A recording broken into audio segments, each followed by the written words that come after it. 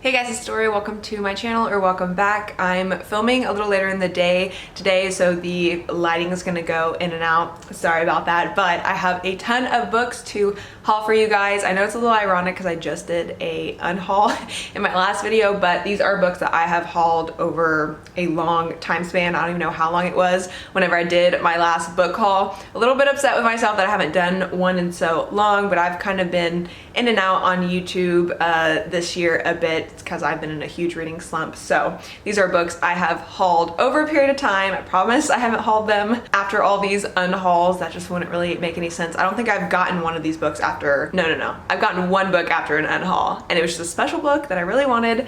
No, I've gotten like, no, I've gotten like 3 or 4. I'm not gonna go over every book. I brought like 25 here, but I might not even go over all 25. There's still more on top of that, so we'll see how many I get through. But since there's so many, let's just go ahead and get started. I don't know which ones I got first. A lot of them I don't even know where I got them from, but I'm just going to choose books at random. So the first one I'm going to start with is Bunny by Mona Awad, I think is how you say the name. This is the most recent book I got, actually. I was about to start it the other day, and then I decided to start something else, but I added this to my fall TBR because I know it's a very weird, strange book. A lot of people say it's really good to read in the fall time, so really want to give it a chance. I really like weird books. This seems like a pretty quick read as well. It's about a girl who enters this kind of like exclusive group of other girls where they all call each other Bunny. I believe some cultish activity starts, something like that. So yeah, I went to go read it and was like, I don't know if I want to read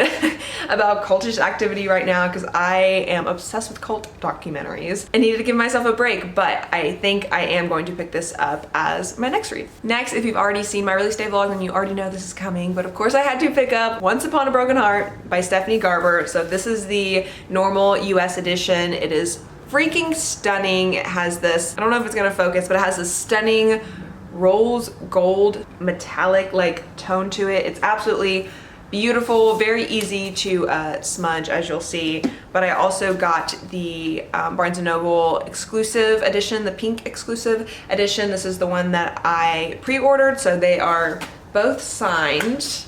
I didn't know they would both be signed. The other signature looks the exact same, but as you see, this one is like very mauve-y and like rose gold, but when you open it, look at how stunning that is. I love it so much. I just want to take pictures with this. I really need to take a picture and put it on my bookstagram. I don't know how I haven't yet, but as you'll see, this is my current read. I literally just started it yesterday, so I think I'm only on like chapter 7 or something like that. But so far so good. I mean, I haven't read a lot of it, but obviously I know I'm going to enjoy it. I was a little scared to pick it up. I didn't pick it up immediately. I read 2 books before picking it up just because I don't know, it's my favorite character in the series, so I'm so nervous. I was so excited, and then when I went to go pick it up, I was like, oh, what if it's not what I want it to be? This book is by Stephanie Garber, the author that wrote the Caraval series. Is about characters within the series, but you don't have to read the series beforehand to read this. Basically, what I've gathered so far is that these are events that happen during that time, but those 2 stories don't like collide. So you'll see characters and they'll say things that will like give you hints to the Caraval series, but they don't actually matter. Whereas I actually thought this was going to be Jax's origin story. It's not, though. At least so far, I'm getting the feeling that it's not. But yeah, I don't want to say anything more than that because I don't want to spoil it. But it's actually much smaller than I thought it would be, so I feel like I'm going to just fly through this. I already want to read it right now. This morning I went to go film and I was like, let me just read Once Upon a Broken Heart a little bit before I do that. So yeah, super excited for this. Obviously, I have my little Caraval section at the top here with my Twilight books that you can't see, but I'll let you know what I think. I'm going to vlog it, of course. I have a couple vlogs I'm doing right now, just so you know, so you can expect them, but I will link the release day vlog down below if you haven't seen that and you are a Caraval fan. Next, I'll go ahead and show my book of the month books just to get them all out of the way, and I'm really excited to show this one first, but this is The Love Hypothesis by Ali Hazelwood. This has just like been taken by storm. I don't know the phrase, but it's been really popular on Book Talk, TikTok. I'm not I'm on TikTok, but I'm not like super obsessed with it as most people are, but also on YouTube, this has been really big. I knew I wanted it as my book of the month because it is Kylo fan fiction, or at least that is what it's inspired by. So, oh, I think I said Kylo, I meant Reylo. This is Reylo fan fiction, so Kylo Ren and Rey fan fiction. So the professor in the story is Kylo and the student is Rey, and there is a fake dating trope. They have to fake date. She's going to get her PhD, and this is like her professor. And yeah, this is 100% the next romance book I'm picking up. I just haven't because I'm actually in a fall mood right now. That's all I read in the summer and spring were romances, and I'm super over romances right now. But I knew this had to be my book of the month because usually I don't like their options. I'm just like, I just feel like their options are never good for my personal taste anymore. But once I saw this, I saw like a little Star Wars reference. Someone was like, is this Reylo fan fiction? I had to pick it up. So excited to start it. The fact that people are reading it and aren't even Reylo fans and say it's good means it's gonna be real good for me. Next, I have The Maidens by Michaelides. Yep. So I just recently read The Silent Patient. I gave it 4 out of 5 stars. It was a really good audiobook if you're looking for a thriller mystery audiobook. It was super entertaining. I liked it. I had some negatives about it as well, but I won't get into that. This is the same author. This is the next book he came out with. It is a new release, obviously, because it's from Book of the Month. I added this as like an add-on, hoping that I would read it this month, and for some reason I chose his other book to read, so I will be getting to this eventually. I haven't seen that many good reviews though, so I don't really know when I will pick it up, but the cover looks super cool. Love the cover. I also don't know what it's about, by the way. If I don't tell you what it's about, I just have no idea because I have a book buying problem. Next is Malibu Rising by Taylor Jenkins Reid, one of my favorite authors. I love The Seven Husbands of Evelyn Hugo. I recommend that on my channel all the time. I actually received an ARC for this book and didn't read it. I'm just not very good with e-ARCs. I thought I was going to get a physical ARC. So I chose this as my book of the month so that I could read it physically. I did start it. I probably got like 20% into it, and then I just realized really did not want to read like summary type books anymore. I don't know, I just read so many that it kind of like put me in a slump. So I ended up putting it down, but I will be picking it up again. It's not going to be like Daisy Jones. Like Daisy Jones I actually DNF'd because I really didn't like it. But this one, it was pretty good. I really liked following the parents' backstory as opposed to being in the present and following the children. I think that's kind of what tore me off from it. I was just kind of bored with the present time. Nothing was really happening for me, at least within the first 20%. But the parents' backstory, I just like totally swooned over. I don't know. We are following a famous celebrity family. Their father is a rock star basically, and there's a bunch of like family drama, good family dynamics, and stuff like that. Next is Circe by Madeline Miller. I have wanted to pick up this book for so long. I can't tell you how many times I've added it to my cart at one point, even picked it up in bookstores and just never got it. So of course, when I was choosing an add-on book, I chose this. This is a Greek mythology book. It is over the story of the Odyssey. Yes. Reimagines the life of Circe, formidable sorceress of the Odyssey. Okay, cool. Never read the Odyssey before, so I probably won't really know what's going on, but I heard that it's not too bad. Like, you don't have to read the Odyssey beforehand, but obviously it's better to if you want to. This book is like super well known now. It's won awards, obviously. I love Greek mythology. I really liked it in like middle school. I was in an English class where that's all we studied. It was like Greek mythology, and it's just always super interesting to me. I'm excited to read this. I feel like I need to be in a good like reading place and a good headspace to read it though, just because I feel like a lot is gonna be going on. Next, I got The Midnight Library by Matt Haig. My friend Cheyenne sent this to me randomly. I'm so happy she did because this is the book I finished most recently. Gave it 5 out of 5 stars. It's probably one of my favorite books of all time. It did take me forever to read it, but that's just because I've been in a reading slump for however long. I'm only to like 15 books this year I've read, I think, so I'm supposed to read at least 5 more to hit my goal, but usually I read about 25 a year, so I'm really behind, but this was really good. I am going to reread this in the future and tab all my favorite quotes. If you know me, you know I love philosophical shit.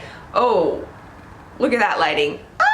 Hopefully the lighting will fix itself here in a minute, but I got a lot of lines on my face right now. The main character in this book studied philosophy, and it's just something that she really loves, and so basically the entire book is going back to things her favorite philosophers have said. There's just such beautiful quotes in here. It's mainly about different like meanings of life and philosophical things like that. Our main character is in purgatory, and so she's trying to decide if she wants to live or die. And of course, at first, since she committed suicide, she wants to die, and she's trying to kind of find the will to live, and she can jump into different lives if she made different decisions and stuff like that. So it's really cool. It really gets your mind going about like, okay, what would my life have been if I had made this decision and stuff like that. And there's just such beautiful, just beautiful words. I will be reading more of Matt Haig's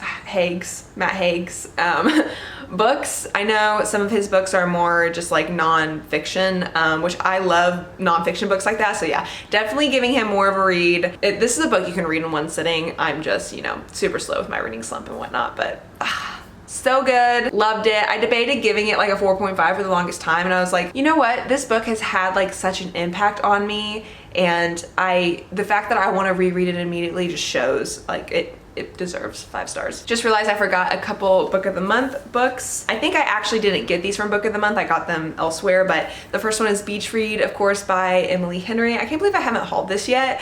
In April, I went to Cancun and started this in Cancun. I did not finish it, of course. Like I said, I've been in a reading slump. I've been starting a lot of books but not finishing them. And anyways, I don't think I got this from book of the month. I think I got this secondhand. I'm sure you all know what this book is about because everyone and their mother loves it. Our two main characters are authors, but they write different genres. So to get out of a writing slump, they switch genres. I think they like are on vacation at the same place or something like that. I think they like have to share a bed, that sort of trope. So yeah, I know a lot of people really like this because of the creative rut aspect. And then I also have The Dating Plan by Sarah Dessy. My friend Cheyenne also sent me this book. We like to send each other books. But I don't know what this one is really about. She said I would like it because she knows the type of like romance books I like. It says it's a hilarious, heartfelt romantic comedy, and it is a fake dating trope. That is like the trend right now. All these romances coming out are fake dating tropes. I know everyone loves it, but I'm just like okay about it. I mean, I like it, I guess, but it's not something I'm like, hate to love will always be my number one. 100%. I am a hate to love girl. Even if it's like not actually hate to love, like you know they love each other from the beginning, still here for it. All right, while I'm on romances, I'm gonna go ahead and finish out the rest of my romance books, but the next one I got was The Soulmate Equation by Christina Lauren. I can't remember if I've already hauled this one, but it was sent to me from the publisher, which I'm super excited about because as you guys know, I love Christina Lauren. I've read like 5 of their books by now. I have read them all as audiobooks though, so this was the first one I tried to read as a physical book, and I did start this one as well, and I also put it down. So I have a ton of romances I need to finish out once it gets warm again. I really want to just dive into other genres and other types of books while I'm in the mood for other things, and then I'll eventually get back into romance. But I don't know, romance is usually like my go-to if I don't know what to read, whereas now I feel like I've just kind of, I don't know, most romance readers can just read romance, and I guess I'm just not one of those people because I did that for 1 or 2 seasons, and now I'm like, give me anything else. As most of you know, this is a very popular book as well. Our main character meets a guy who, excuse my dog playing in the background, but our main character meets a guy who has developed and is over this new type of technology where he can find soulmates. So he takes like the DNA of people and he matches them with their soulmates. The twist is that our main character's soulmate is that guy. So I think there might be a fake dating trope in here as well. Like I said, it's super trendy right now. But yeah, I love this cover. I think it's so freaking beautiful, and thank you to the publisher for sending this to me. All right, last romance book is Second First Impressions by Sally Thorne. I was super excited to get this. The publisher also sent this to me, so thank you. Sally Thorne wrote The Hating Game, obviously. Can you see my dog back there? I think she just wanted to be in the video. But she wrote The Hating Game, obviously, which is my favorite romance book of all time. It's what got me into the genre. Every time I read a romance book, I'm just looking for The Hating Game, let's be honest. I'm going to reread it actually. I'm not gonna haul it today, but I did buy it. I never had the physical version myself before. I had rented it from the library. Have that as well, so let's just pretend I'm showing you right here and hauling it. My dog is just staring at the camera. What are you doing? Are you stuck?